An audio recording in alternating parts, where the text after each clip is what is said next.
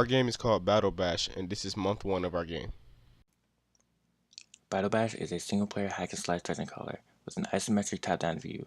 Our original intentions for this game are wildly different. We went from having 2 players defending objectives from another player that could spawn enemies and obstacles, to 1 player fighting through enemies to complete objectives. Our level design went from a big open map which contained a push-to-cart game mode and evolved into linear combat-focused dungeons. The enemies started out as very capable one-on-one combatants, but we toned them down to work better in groups. The combat also changed significantly as well. Early on, most abilities were focused on damaging enemies, but now the player has traversal abilities which they can use to reposition themselves. This game 4 months ago is nothing like it is today. Our game is completely different from our original pitch, starting off with a 2v1 game where 1 player is floating above the arena and can place enemies and affect a map around the player. While this is happening, 2 players are dropped on the arena and have a series of tasks to complete while fighting off the enemies. Now, our game requires only 1 player to move through dungeons trying to survive. Just from that one sentence you can see the difference. The transition from our pitch idea to what we have designed today didn't happen instantly. Week after week we took something away from the game and replaced it. These replacements is what started this transition. This is why and how we created the game we have today. Our game consists of 1 player going through different dungeons, defeating enemies, and completing various objectives throughout the map. The player has a vast range of different attacks and abilities that he or she can use to finish levels, such as hammer slams, shield throws, sword slashes, and so on. As the player progresses, they will learn how and when to use different abilities for certain situations and how to combo them to increase damage and progress through the game faster. Each enemy in the game has their own unique attack against the player that makes it harder for them to fight when together, which gives the player a lot of space to improve on how to fight off each enemy. Our game also has hazards and obstacles that the player must also avoid while completing each level, such as lava, swinging axes, and stompers that make the player think twice about going in aimlessly. Even though the game has changed a lot, the process of the combat system was always improving every month. At the beginning, everyone was basically trying to figure out how to make an AI for the enemies and health scripts to put on the players' enemies.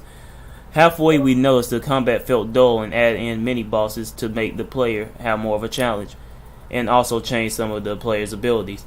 While adding in mini bosses did help, we also noticed the player do not have a way to know if they are hitting the enemy or when the enemies are hitting them. Now at the end of the project, the player knows when they are attacking enemies and when they are being attacked by the enemies. Plus the abilities are fun to use now, and the damage from everything just feels right.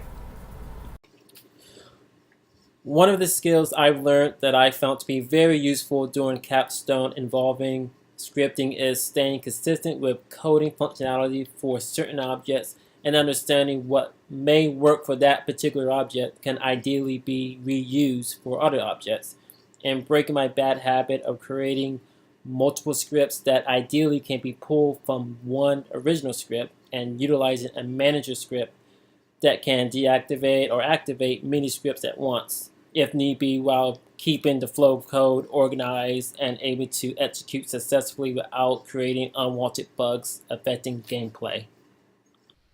What ended up not working well for us were the times we strayed away from the design process. Throwing in certain ideas that sounded cool but did not fit in the game is where things went wrong. For example, the 2 players versus the God player is an idea that did not work. We had to make our game go from 3 players just to 1 player because the whole idea of having 3 players play at once wasn't exactly the right way for us to go. When coming up with this idea, we didn't think of all the issues that would come with the development of getting 3 players onto 1 screen. One cool feature I like to bring to everyone's attention, one of them which is that the game involves the player taking their time when killing the enemies. You can make the enemies that spawn and chase you down, and with the right timing you can use the fire abilities on them, which will add force on to the enemies, causing them to be pushed back as well as take a lot of damage. It is very satisfying based on the feedback that we got from the playtester. It works best on the spider enemies because in some parts of the level there will be a lot of spider enemy that spawns. The player have the choice to take them down all at once with the fire abilities or use different abilities, but it won't be as effective. The player would still be able to get away because the abilities are made to help the player get away from intense battle sequences. This is our postmortem on our game Battle Bash, and I would like to thank you all for watching.